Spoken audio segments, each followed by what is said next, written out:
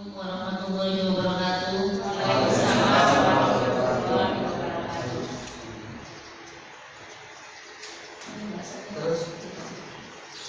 Alhamdulillah, la haula wala quwwata illa billah. Amma ba'du. Pada hari ini kita dapat berkumpul dalam acara pengibasan konsep inti budaya positif dengan susunan acara sebagai berikut. 1. Pembukaan, yang kedua menyanyikan lagu Indonesia Raya, yang ketiga sambutan dari kepala sekolah, dan yang keempat pengibasan konsep inti budaya positif. Kemudian yang terakhir penutup. Sebelum acara dimulai, mari kita buka dengan membaca bacaan Bismillahirrahmanirrahim. Menyanyikan lagu Indonesia Raya yang akan dipimpin oleh Ibu Tolhatun. Kepadanya dipersilakan. Hadirin dimohon untuk berdiri.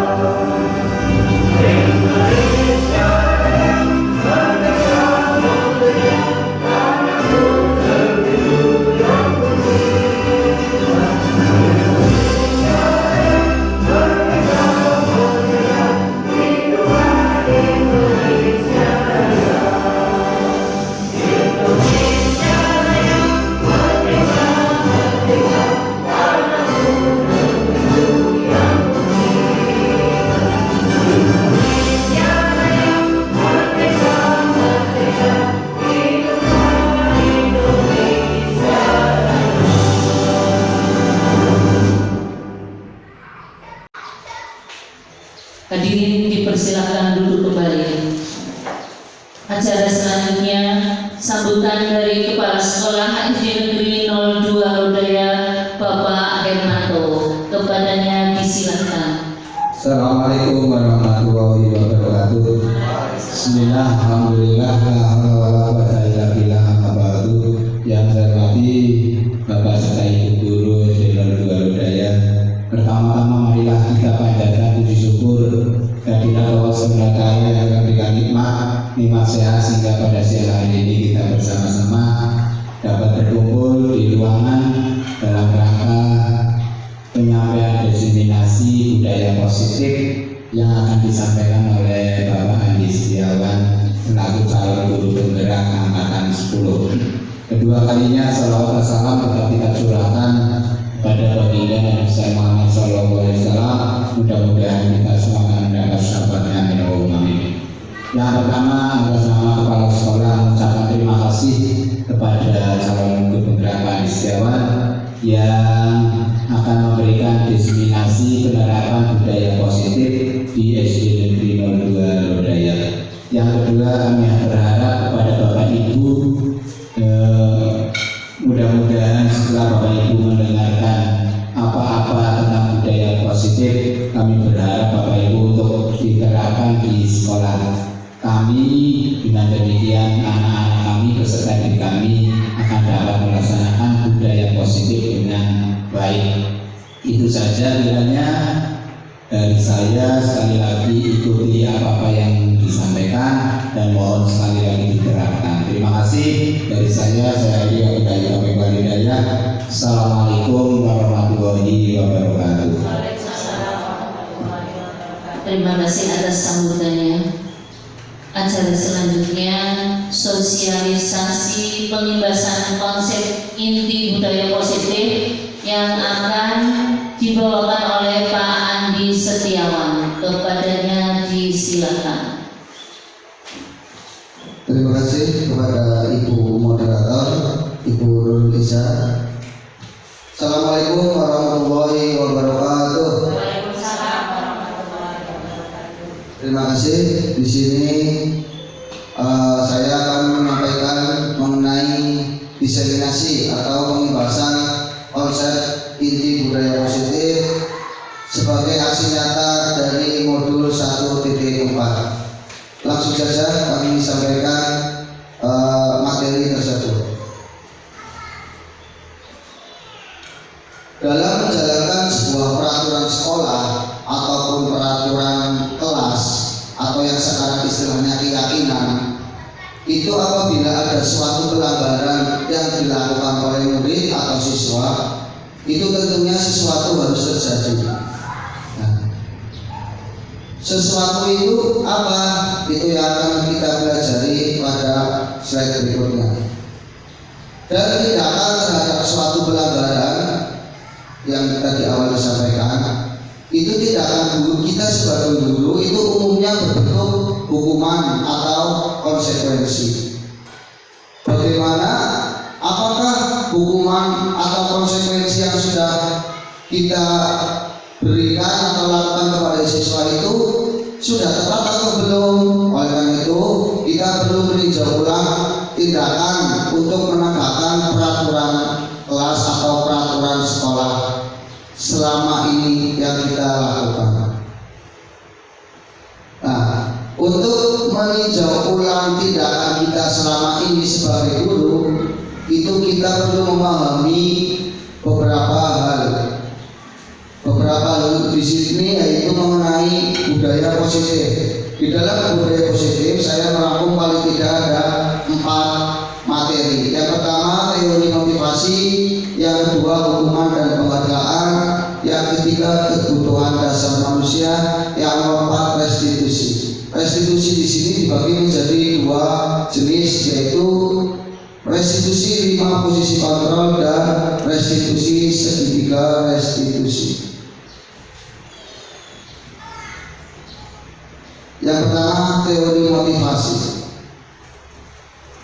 Menurut Diane Boston, seorang peneliti dari Inggris, itu ada 3 motivasi perilaku manusia secara umum, karena siswa sendiri merupakan sosok seorang manusia. Yang pertama itu untuk menghindari ketidaknyamanan atau hukuman. Jadi perilaku yang dilakukan oleh siswa itu semata-mata mereka untuk menghindari ketidaknyamanan atau menghindari hukuman. Motivasi ini lemah untuk menuju kepada perilaku yang positif karena motivasinya berada dari luar atau motivasi eksternal. Motivasi yang kedua itu untuk mendapatkan imbalan atau penghargaan dari orang lain. Ini inline atau sejalan dengan motivasi yang pertama, bersifat eksternal, karena mereka melakukannya hanya semata-mata untuk mendapatkan imbalan, sehingga motivasi yang ada pada mereka untuk melakukan perilaku yang baik itu sifatnya hanya jangka pendek, karena hanya untuk mendapatkan imbalan.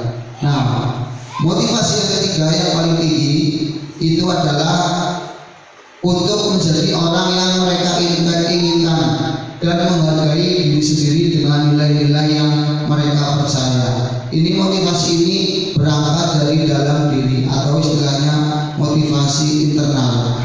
Motivasi ini diyakini dapat berjalan atau berlangsung dalam jangka waktu yang panjang tanpa adanya hukuman, tanpa adanya imbalan, maka perilaku manusia dalam hal ini siswa diharapkan akan menjadi baik dan berlangsung lebih lama. Seperti itu. Konsep inti dari budaya positif yang kedua yaitu hukuman dan penghargaan. Karakter Karakteristik hukuman paling tidak ada 3 yang saya rangkum. Yang pertama, hukuman itu bersifat tidak terencana atau tiba-tiba. Anak atau murid tidak tahu apa yang akan terjadi dan tidak dilibatkan. Artinya ketika siswa itu sedang mengalami masalah atau membuat masalah, dia itu tidak tahu apa yang akan nantinya dia dapatkan ketika dia mendapatkan masalah.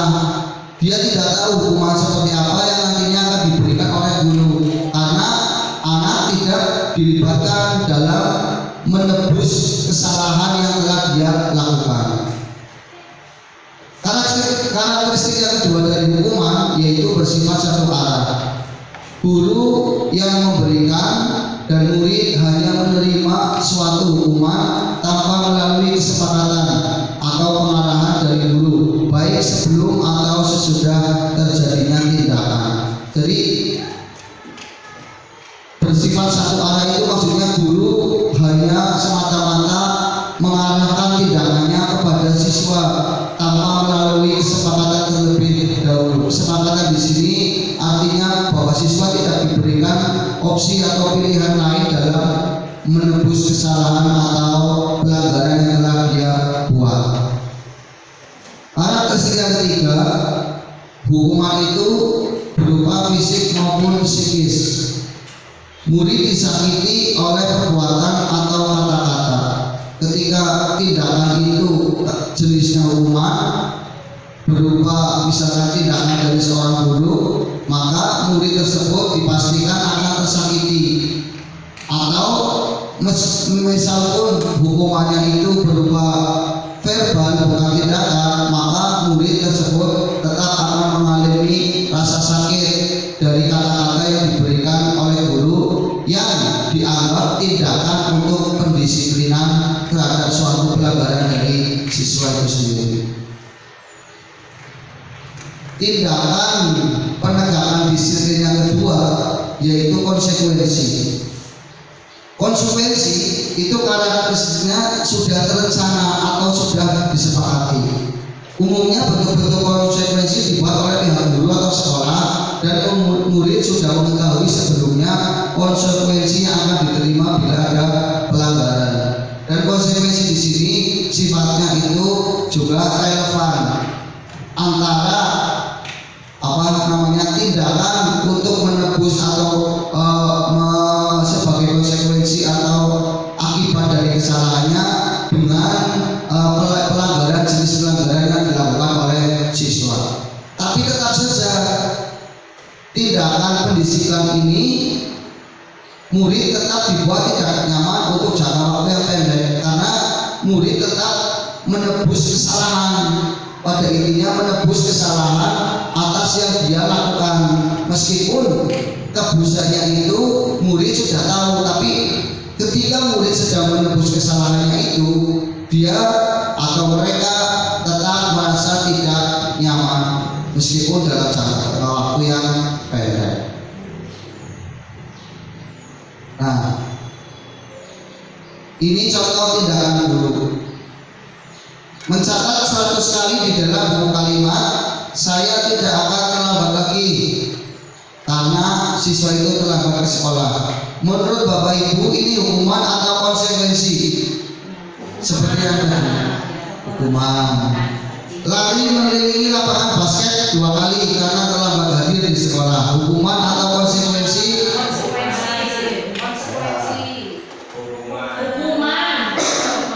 Membersihkan coretan yang dibuatnya di meja tulis, konsekuensi, karena tindakan atau tindakan yang dilakukan oleh guru atau siswa itu relevan dengan apa yang dilakukan. Dengan dia mencoret-coret meja tulis, akhirnya dia membersihkan coretan. Kira-kira seperti itu konsekuensi. Sedangkan tadi lari mengelilingi lapangan basket terlambat hadir, tidak ada korelasi antara terlambat terlambat hadir di sekolah dengan mengelilingi lapangan, tidak ada hubungannya. Pun demikian dengan yang nomor 1. Nomor 4, menggantikan kertas tugas teman yang dicoret-coret, konsekuensi. konsekuensi, relevan, mempunyai korelasi dengan tindakan dari guru terhadap pelanggaran siswa. Berjemur di lapangan basket pukul 2 siang karena ngobrol hukuman. Tidak ada relevansi berjemur dengan ngobrol. Iya, next saja. Membersihkan tumpahan air di meja tulis karena tersenggol pada saat belajar, konsekuensi karena dia menyenggol wadah airnya tumpah, konsekuensinya membersihkan. Kehilangan 10 menit jam istirahat untuk mengerjakan tugas karena terlambat datang dan tertinggal pelajaran selama 10 menit, konsekuensinya ketika dia terlambat 10 menit maka harus mengganti 10 menit. Duduk di bangku pinggir lapangan pada jam istirahat, tidak diizinkan bermain oleh guru piket karena mencederai teman saat bermain di lapangan,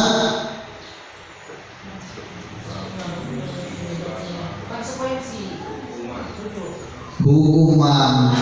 Ya. Terlambat tadi sudah, lalu sudah. Membersihkan WC sekolah kalau mata siswanya, hukuman. Tidak ada korelasi antara mematahkan pensil dengan tindakan yang dilakukan oleh siswa sebagai menebus kesalahan. Nah, sekarang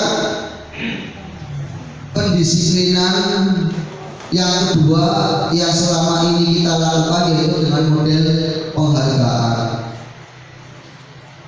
Penghargaan itu mempunyai ciri-ciri atau karakteristik. Yang pertama mempunyai pengaruh jangka pendek dan jangka panjang.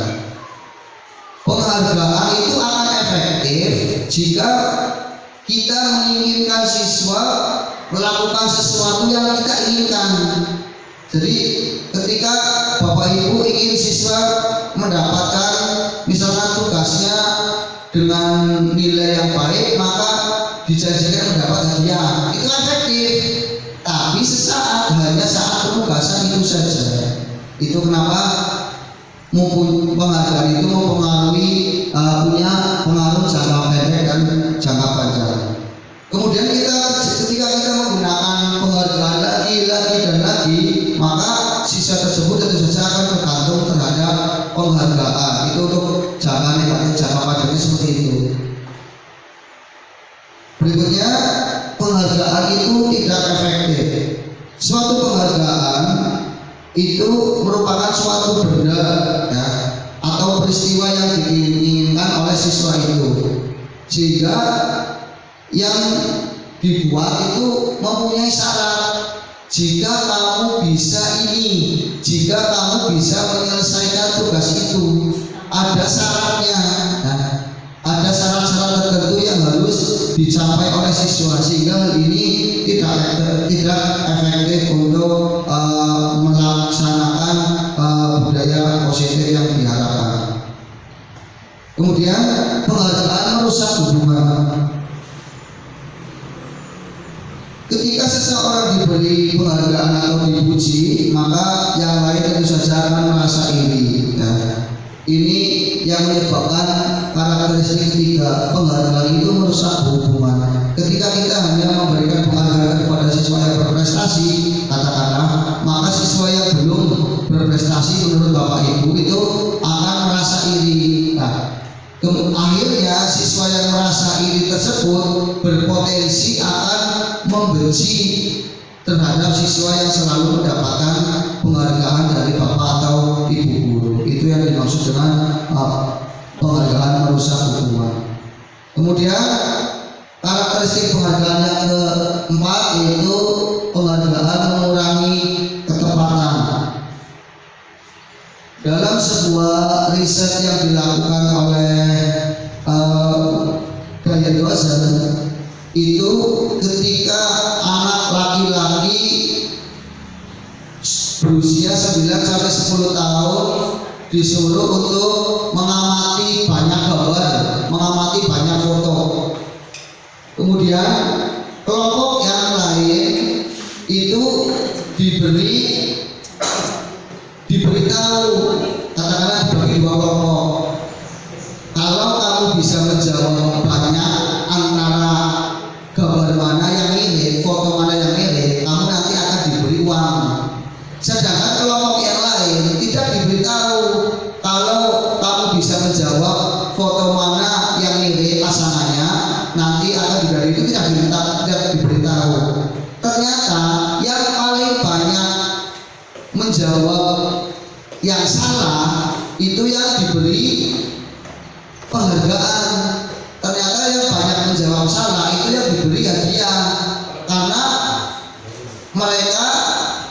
apa namanya ya, berpikir cepat untuk seperti oleh duit seperti itu. Akhirnya tanpa melalui pengamatan yang sempurna, tanpa melalui pengamatan yang istilahnya jeli terhadap beberapa foto itu, mereka langsung mengambil pasangan-pasangan dari gambar yang dianggap mirip tersebut. Nah itu kenapa penghargaan itu mengurangi ketepatan dalam artian dalam menganalisis sesuatu yang dianggap dalam metode pembelajaran.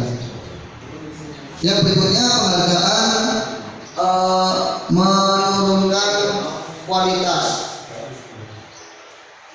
Masih pada riset yang sama untuk menguji tentang karakteristik penghargaan itu, ini pada tingkat usia mahasiswa atau kuliah.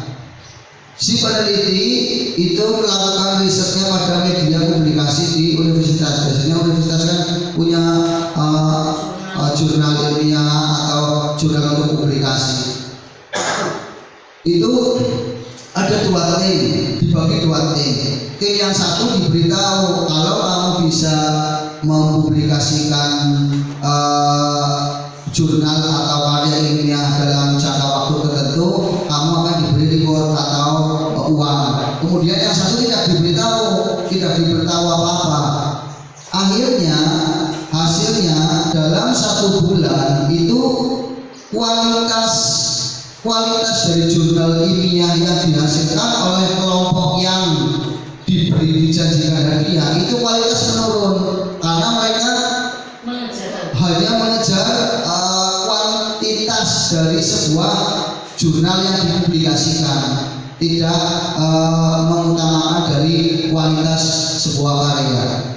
Kemudian karakteristik yang ke-6 yaitu mematikan kreativitas. Murid yang berpikir tentang hadiah itu mereka yang bisa mereka dapatkan bila berhasil menulis sebuah puisi misalkan. Maka di dalam menyusun sebuah karya seni puisi, siswa yang dijanjikan sebuah penghargaan atau hadiah, dia tidak akan berpikir kreatif, yang penting rampung, yang penting cepat selesai dan mendapatkan hadiah dari guru. Dan yang paling menarik itu memang bahwa penghargaan itu menghukum atau dihukum oleh penghargaan. Kami sendiri merasa shock ketika istilah atau konotasi yang diberikan itu dihukum oleh penghargaan. Nah, ternyata penghargaan itu sifatnya menghukum. Maksudnya seperti apa? Penghargaan itu bisa menghukum mereka yang mendapatkan penghargaan. Misalnya sistem ranking. Dalam sistem ranking itu mereka yang mendapat ranking kedua itu sangat berpotensi merasa dihukum, paling merasa dihukum karena dia itu apa ya, kok tidak bisa, apalagi kalau nilainya mirip, kalau selisihnya sedikit itu bisa paling merasa dihukum oleh penghargaan dari ranking itu sendiri. Oh, saya ranking 2 padahal ini dari ranking 1 seperti itu. Maka di dalam kurikulum merdeka memang sebetulnya sudah tidak ada sistem rankingan. Bahkan kita sendiri diajarkan untuk tidak terlalu sering mengadakan lomba yang sifatnya kompetisi ya. Tapi karena masa transisi itu masih boleh dilaksanakan. Memberikan penghargaan dan hukuman itu adalah hal yang sama karena keduanya mencoba mengendalikan perilaku seseorang. Jadi penghargaan hukum itu maksudnya ketika dia diberi ranking 1, maka guru sedang mengontrol anak itu agar selalu mendapat ranking 1 secara tidak langsung. Atau ketika kita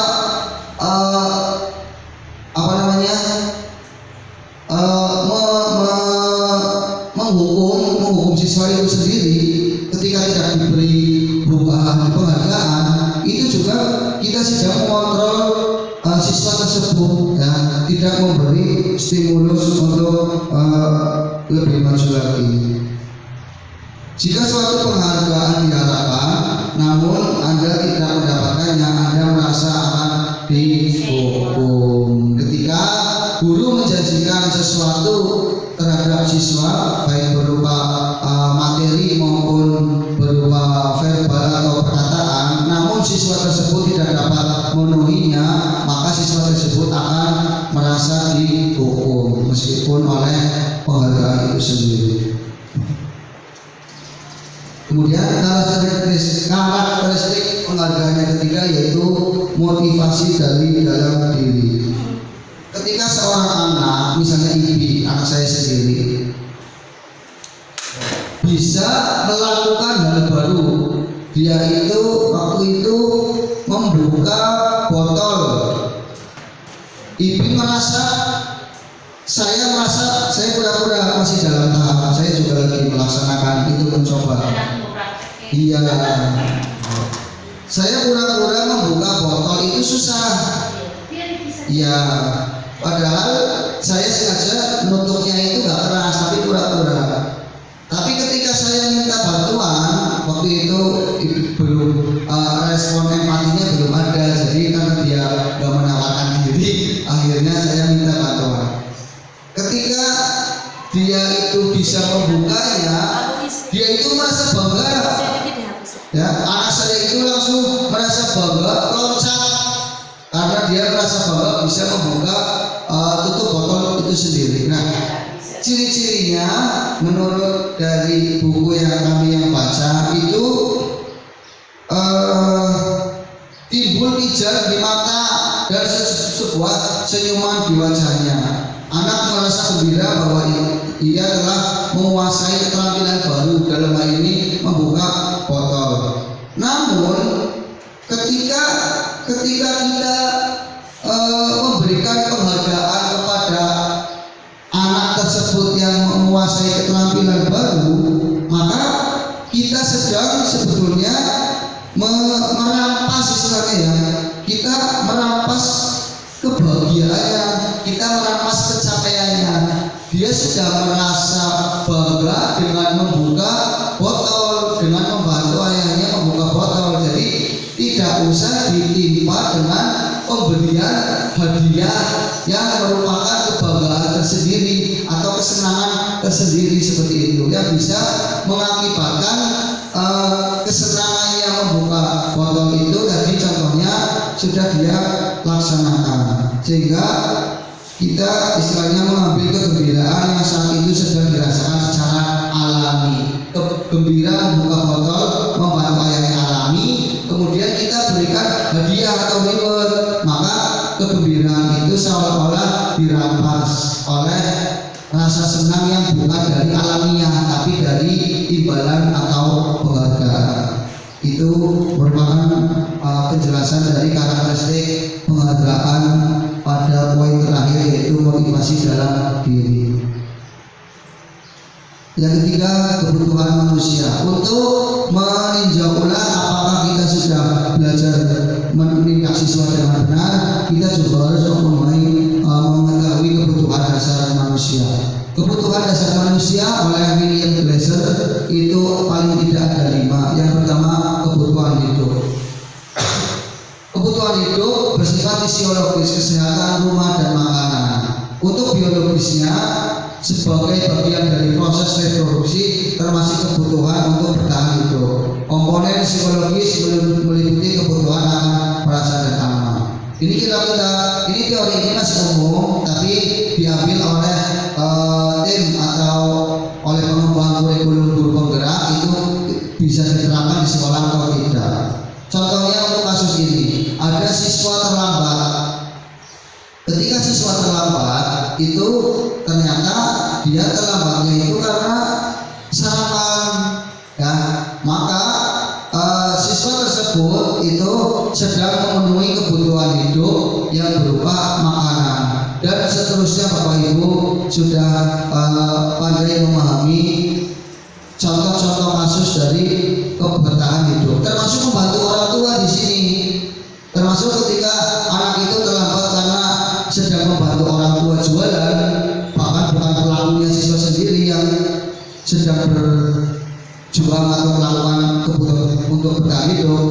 dia membantu berjualan orang tuanya, itu juga termasuk dari kebutuhan dasar manusia yang berupa kebutuhan dasar bertahan hidup.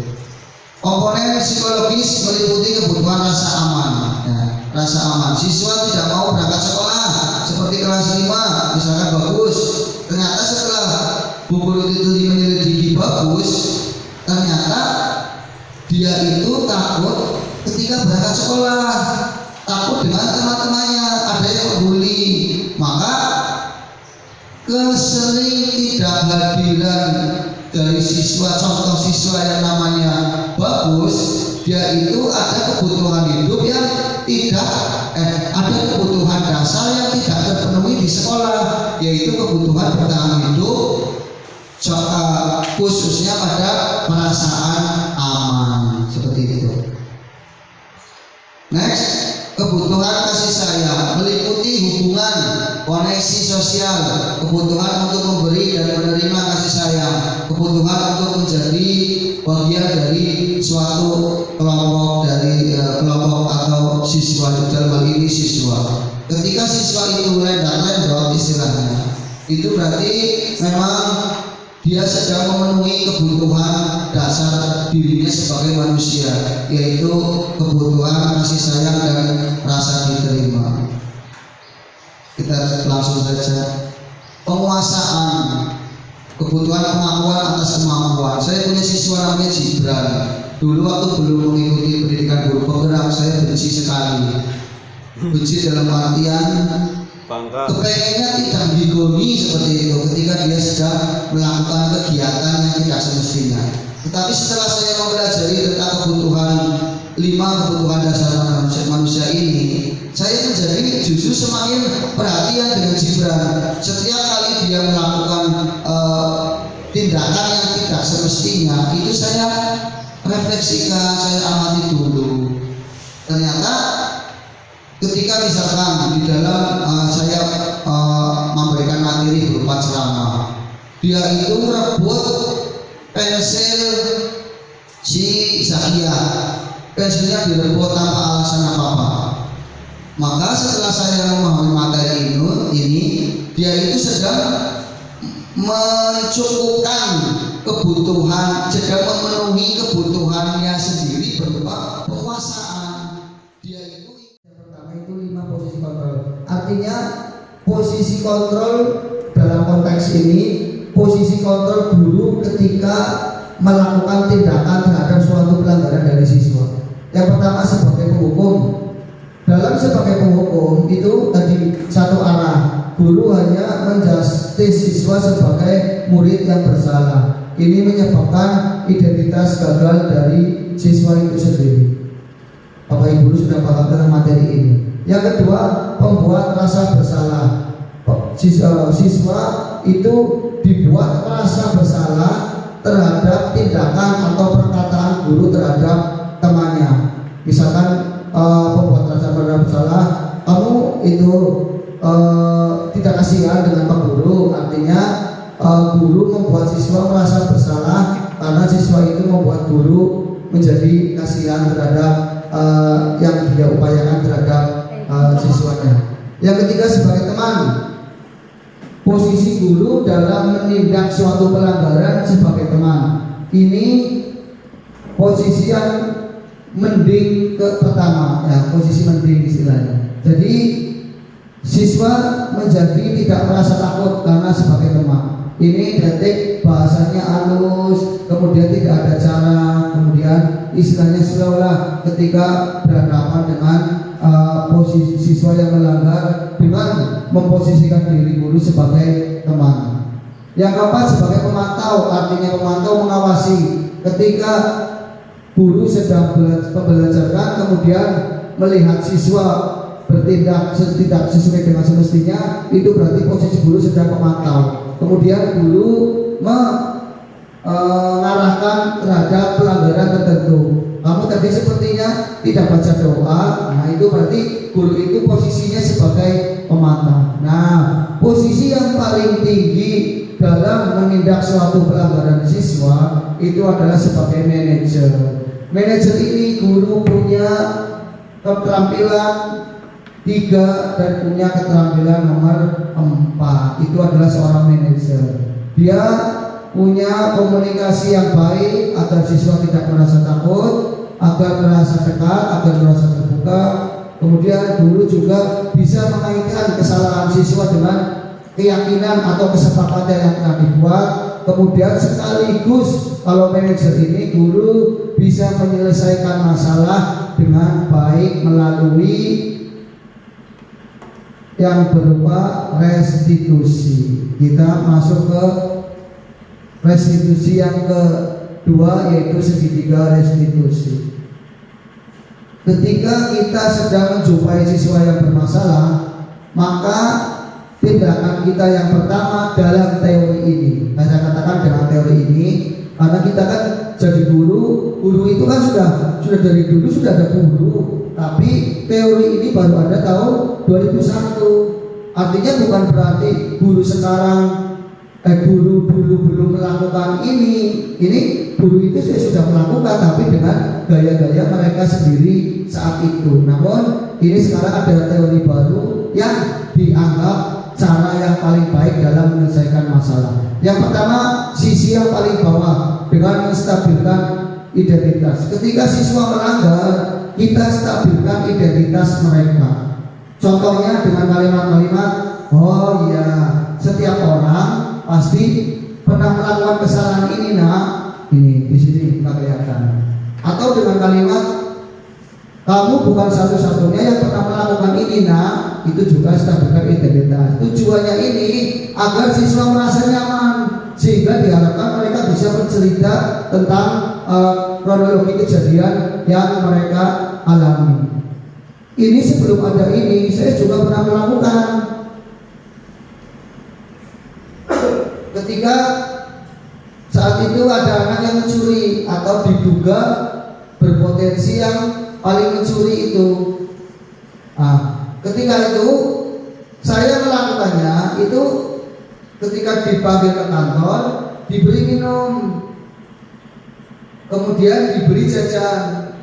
Dengan seperti itu, maka saya artikan sendiri juga ini sedang menstabilkan identitas. Karena bayangan anak ketika dipanggil ke kantor, masalah naik seperti itu, maka dia kan langsung merasa bersalah dulu sehingga takut untuk bercerita. Tapi ketika kita berikan kenyamanan terlebih dahulu, maka saya kira itu termasuk dalam rangka menstabilkan identitas, dan saya yakin Bapak Ibu sendiri sudah melakukan hal tersebut.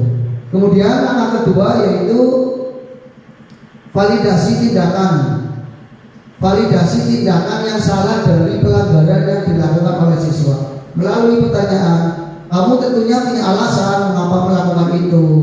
Kemudian, adakah cara yang lebih efektif untuk mendapatkan apa yang kamu butuhkan? Itu contoh-contoh dari pertanyaan-pertanyaan yang bertujuan untuk mengiyakan siswa bahwa yang dilakukan itu salah. Biasanya siswa kan kalau sedang melakukan kesalahan saling tuding-tudingan, konsi.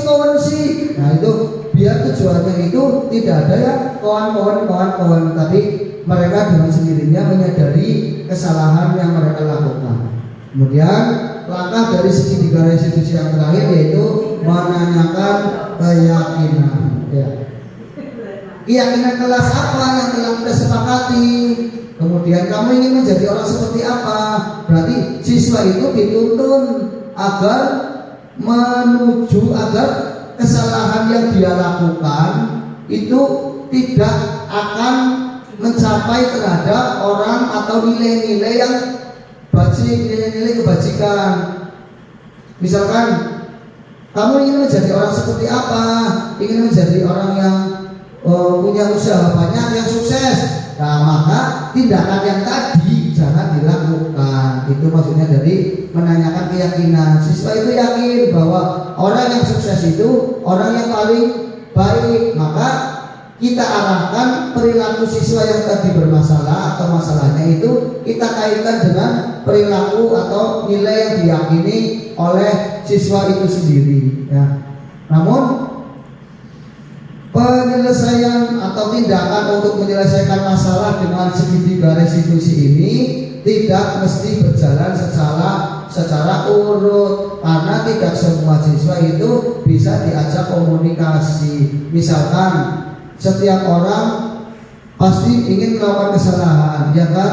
Dia menjawab. Kamu ingin menjadi orang seperti apa? Orangnya gede. Kenapa kamu terlambat nak?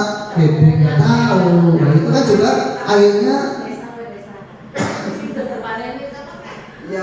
kita tidak bisa menerapkan urutan-urutan langkah dari penindakan dengan segitiga restitusi.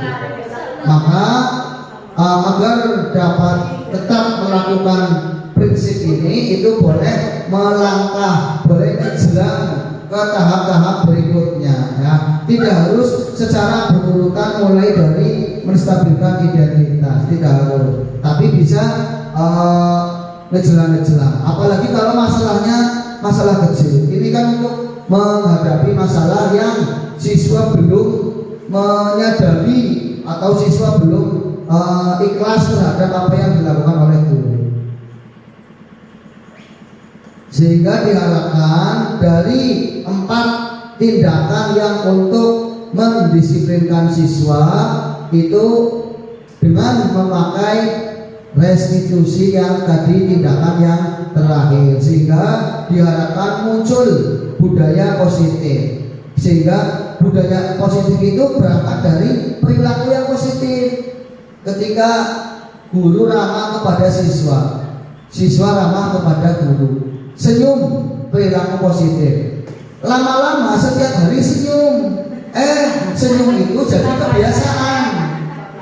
Maka senyum itu sudah melakukan kebiasaan, lama-lama akhirnya senyum itu menjadi budaya, bahwa senyum atau ramah terhadap siswa atau saling ramah itu merupakan budaya positif, adalah pola perilaku, nilai, norma, dan sikap yang mendukung pertumbuhan dan perkembangan dan kesejahteraan murid. Ini tujuan mulia dari kita, yaitu menuju sekolah atau SDN 02 Lodaya yang menerapkan atau mempunyai budaya positif. Kita berangkat dari penindakan. Kita kaji ulang tindakan yang sudah kita lakukan kepada siswa, dan ternyata dalam teori ini yang paling baik yaitu tindakan menggunakan restitusi. Dan kita sadari di mana kita menjadi kontrolnya, posisi kontrolnya berada pada di tahap mana. Lebih baik kita menjadi seorang manajer yang mana mempunyai kemampuan, keterampilan sebagai teman dan pemantau. Kita hilangkan sebagai penghukum dan membuat rasa bersalah. Semoga saja kita bisa menerapkan atau bisa menuju visi misi yang sudah kita canangkan, yaitu berbudaya positif. Terima kasih.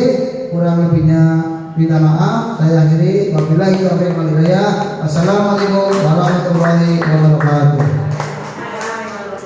Hadirin yang terhormat, sambil kita pada penghujung acara pertemuan kali ini, semoga pertemuan kali ini berguna untuk kedepannya. Atas nama pribadi saya ucapkan terima kasih dan mohon maaf atas kekurangan dalam penyampaian.